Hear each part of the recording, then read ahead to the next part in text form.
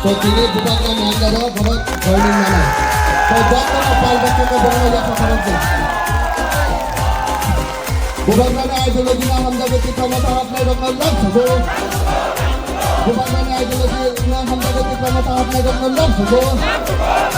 Bukan karena ideologi yang anda ketika matahari naik dengan langsung. Bukan kerana love, bukan kerana love. Bukan kerana love, why can't love? Bukan kerana love, kita bakal love.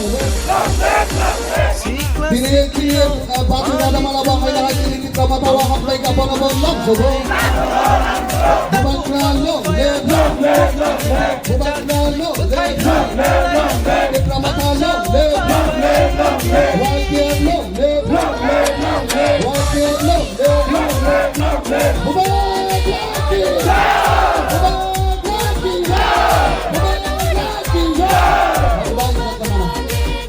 तो ना honourable मुख्यमंत्री जी खुद दे सकते हैं ना मैं दे सकता हूँ।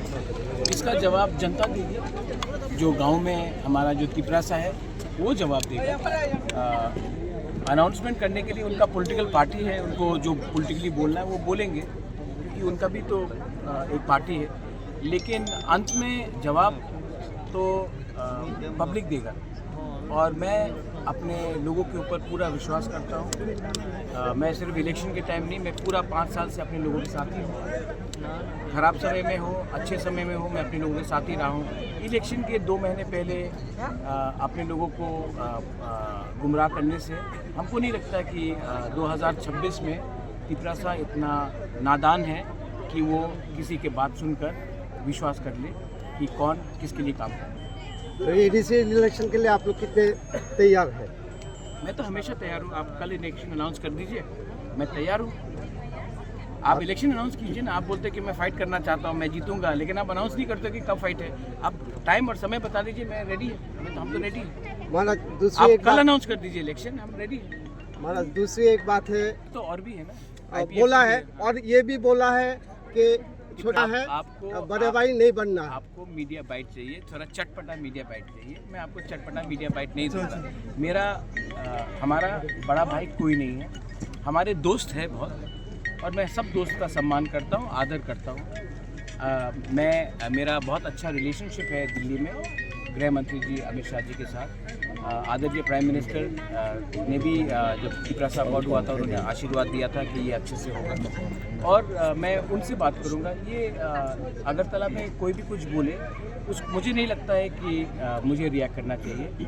मैं सबका सम्मान करता हूँ, लेकिन हमारा बड़ा भाई कोई नहीं है। मेरा बड़ा बहन है, लेकिन बड़ा भाई कोई नहीं। महाराज दूसरी एक बात है, ये आपने पॉलिटिक्स में कोई किसी का बड़ा भाई नहीं होता। और आपने अभी लगता है कि दिल्ली में जो बीजेपी के लीडर्स हैं, जो होम मिनिस्टर है, उनको अकॉर्ड इम्प्लीमेंट करने का मन है, लेकिन स्टेट में कुछ लोग हैं जो नहीं चाहते हैं कि त्रिपुरा को अधिकार मिले। क्योंकि जिस दिन त्रिपुरा सच में बोलूँ, ये त्रिपुरा माथा का फाइट नहीं है, ये हमारा पूरा कम्युनिटी का फाइट है। जिस दिन हमारे कम्युनिटी को अधिकार मिल जाएगा, हमको कोई दबा नहीं सकता, कोई भी पार्टी में हो कोई दबा नहीं सकता। तो इसी के लिए एक दो लीडर्स हैं जो अगरतला से दिल्ली को बोल रहे कि अभी मत करो, हम एडीसी इलेक्शन जीतेंगे, उसके बाद हम लोग देखेंगे। तो ये उनका पॉलिटिक्स है, लेकिन मैं पॉलिटिक्स नहीं कर रहा हूँ। मैं चाहता हूँ कि जब अधिकार आए तो जो त्रिपुरा बीजेपी में भी है उनके बच्चे को भी अधिकार मिले, जो सीपीएम में है उनके बच्चे को भी अधिकार मिले, जो कांग्रेस में उनके बच्चे को भी अधिकार मिले। क्योंकि अंत में मैं राजनीति भी क्यों आया हूँ, अपने कम्युनिटी को उनका हक देने के लिए। और हक सिर्फ एक पार्टी का नहीं होता है, हक पूरा कम्युनिटी का होता है। तो आपने नोटिस किया होगा कि 1983 में जब एडीसी का डिमांड चल रहा था, श्यामा चरण त्रिपुरा, द्रव कुमार रियांग, रति मोहन जमातिया, नागेंद्र जमातिया, उस समय इंदिरा गांधी एडीसी देने के लिए तैयार हो गई थी। लेकिन अगरतला में कुछ लीडर्स थे, अशोक भट्टाचार्य, ये सब, इन्होंने बोला था रक्त दिवो एडीसी देवो ना।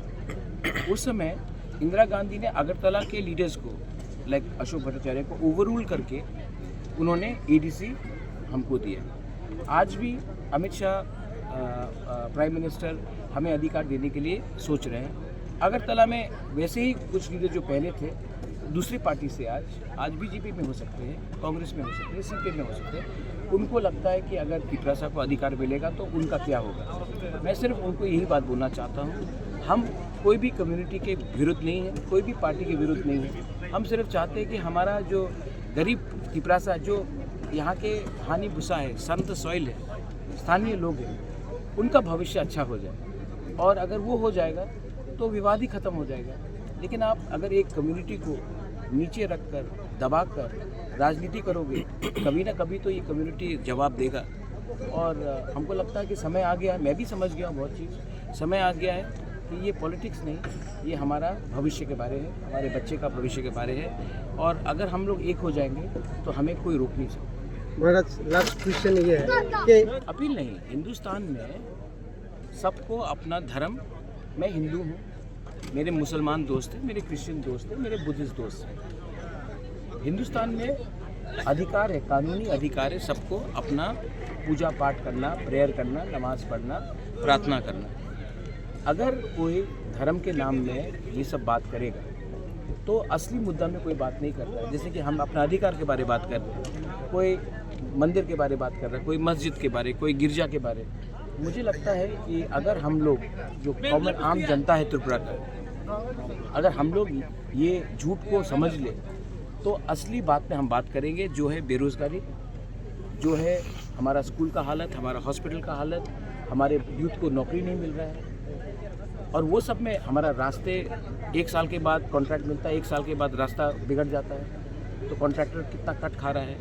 ये सब में हमको बात करना चाहिए, लेकिन क्योंकि वो बात में हम करना नहीं चाहते ये लोग, इसके लिए लोग धर्म का पॉलिटिक्स करते हैं। मुझे लगता है कि हिंदुस्तान में शांति रहना चाहिए और वायलेंस नहीं होना चाहिए। मस्जिद हो, मंदिर हो, चर्च हो, बुद्ध मंदिर हो, और जो लोग ईश्वर के ऊपर विश्वास भी नहीं करते, जो एथियस्ट है, उनका भी सम्मान होना चाहिए। क्योंकि ये देश हम सबका है, किसी एक धर्म या किसी एक भाषा या किसी एक लोगों का नहीं।